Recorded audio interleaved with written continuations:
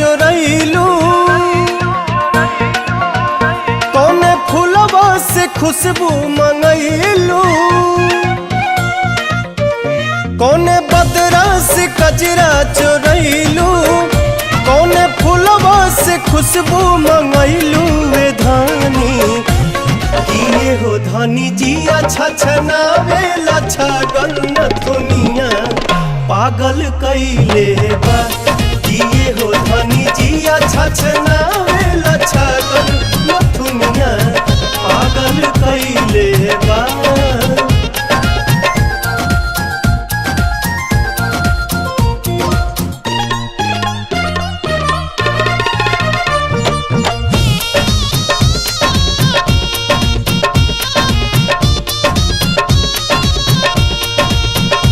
जब से दिल में बना ले बाड़ू तू घर, हर जगह अब तयावेलू तू ही नजर।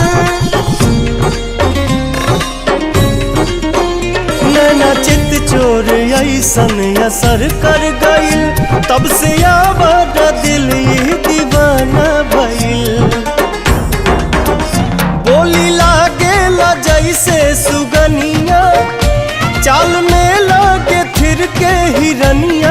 ये धानी लाली लाली बिंदिया तनिंदिया ले भागल न दुनिया पागल कैले बा।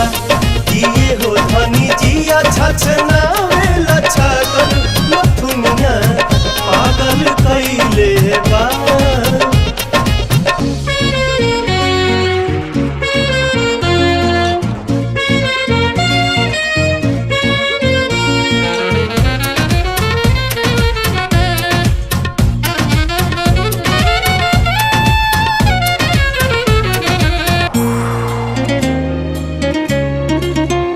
करधनी जब कमर में झमक जाला हो, होके बेकाबू मन ही सनक जाला हो।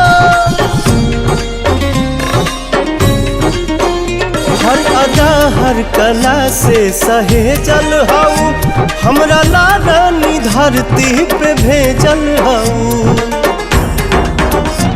इमारत के भगवान गढ़ले, कोनो कमी कसर नहीं छोड़ले। ये धानी का जानी कितना मेटेरियल वाला गल न दुनिया पागल कैले बा। किए हो धानी जी अच्छा